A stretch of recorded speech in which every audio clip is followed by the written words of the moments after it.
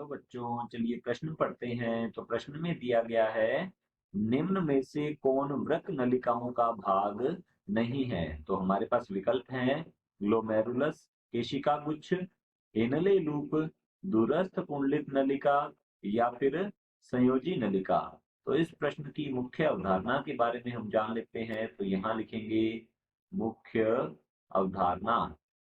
तो इस प्रश्न की मुख्य अवधारणा है वृक्क नलिका। तो लिखते हैं वृक्क नलिका, या जिसे कहा जाता है नेफ्रॉन, या इसे वृक्क के नाम से भी जाना जाता है। अब यह नेफ्रॉन जो है, यह वृक्क की संरचनात्मक तथा, तो लिखते हैं यह वृक्क की संरचनात्मक संरचनात्मक तथा तथा क्रियात्मक इकाई होती है। लिखेंगे यहाँ पर संरचनात्मक तथा क्रियात्मक इकाई है। और यदि इसके भागों की बात की जाए तो यहाँ लिखते हैं हम वृक्क वृक्क या नेफ्रॉन के भाग। तो लिखते हैं नेफ्रॉन के भाग। तो प्रथम भाग होता है इसका, इसे कहा जाता है बोमेन संपुट। तो लिखते हैं बोमेन संपुट होता है, बोमेन संपुट। और बोमेन संपुट जो है, इसके साथ हम कह सकते हैं ग्लोमेरुलस।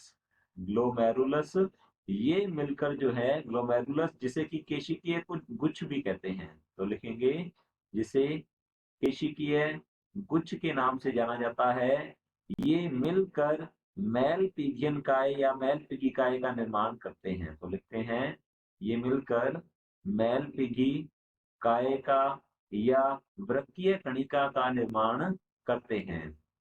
दूसरा इसका भाग देखा जाए तो यह होती है समीपस्थ समीपस्थ संवलित या कुंडलित नलिका।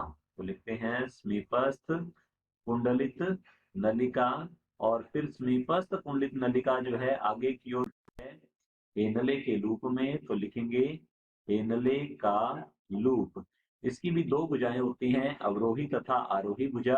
और फिर हेनले का लूप जो है आगे की ओर खुलता है दूरस्थ दूरस्थ कुंडलित नलिका में। लिखते हैं यहाँ दूरस्थ कुंडलित नलिका में यह खुलता है। तो हमसे पूछा गया है निम्न में से कौन वृक्क नलिकाओं का भाग नहीं है। तो चलिए देखते हैं विकल्प को। विकल्प ए में दिया गया है ग्लोमेरुलस केशिका गुच्छ। तो ग्लोमेरुलस केशिकीय गुच्छ जो है, यह वृक्क या नेफ्रॉन का भाग होता है, वृक्कीय नलिका का भाग होता है। तो हमारा पहला विकल्प जो है ये गलत होगा, क्योंकि पूछा गया है निम्न में से कौन वृक्कीय या वृक्क नलिकाओं का भाग नहीं है। ये तो भाग होता है, इसलिए हमारा ये विकल्प गलत होगा। बी दिया गया है हेनले लूप। तो हेनले लूप भी वृक्क नलिका का भाग होता है, तो हमारा बी विकल्प भी गलत होगा। सी दिया गया है दूरस्थ कुंडलित नलिका।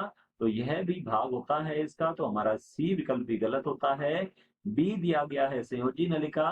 तो वृक्क नलिका, वृक्क या नेफ्रॉन में इस प्रकार की कोई नलिका नहीं होती है, तो हमारा डी विकल्प जो है बिल्कुल सही उत्तर होगा।